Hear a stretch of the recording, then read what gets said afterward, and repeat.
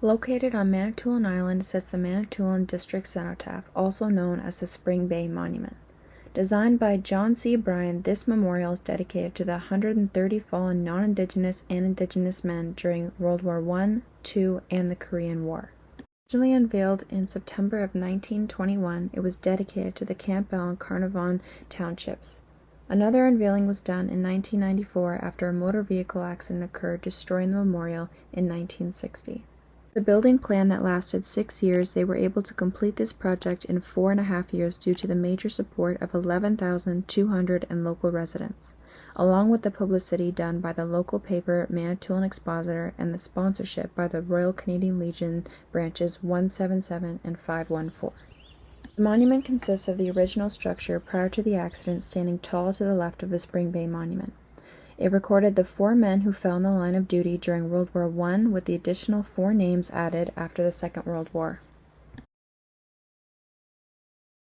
Down to the right, we are presented with 10 plaques listing the brave men who sacrificed their lives for us, 6 of which are dedicated to World War I and 4 dedicated to World War II. No names were recorded, but the recognition of the Korean War from 1950 to 1953 is displayed. Kept in good shape with visible names, we thank 2 hard-working individuals, Ron and Linda Bowerman. Titled boldly, Manitoulin District Cenotaph catches the eye, accompanied by the Navy, Army, and Air Force symbols, followed by the Remembrance Torch in the Flanders Fields poem. Engraved shows a total of 10 towns and 22 townships. The flags arranged displayed the allies of Canada during World War I and World War II. During World War I, it is believed with recent research that 6,000 Indigenous men enlisted during the First World War, being awarded with 50 medals of heroism and bravery with the various skills they applied to warfare. One being Francis Pegamegabo was appointed Supreme Chief of the Native Independent Government.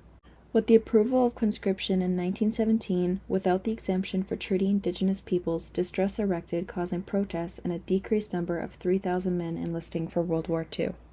Without any record of Métis or Inuit people during either battles, it is important that as a country we take ownership of our mistakes and build towards a more inclusive future. While entering, you are welcomed with a plaque reading, "This property was a gift of George Raymond White, a veteran of World War I and II." First met with the Merchant Navy Memorial, the District Cenotaph stands behind it. As a whole, the Veterans Memorial Garden Complex are 2 one-acre lots on either side of Monument Road. Neighboring the District Cenotaph resides the Manitoulin Women's Memorial and the Youth Partnership. Along many ledges are painted rocks honoring our history. These rocks have a lot of significance because it is an indication of new generations being educated on Canada's past. Referencing the Canadian tradition of the Remembrance Torch signifies keeping history alive and keeping nothing hidden. Our mistakes as a country are important eras because it shows how far we have come and how far we will continue to grow. This memorial is important because after everything Indigenous peoples provided us with during our battles, we return the favor with nothing but disrespect and neglect. Owning up to our corrupted behavior, memorials like these show a portion of acknowledgement that they deserve.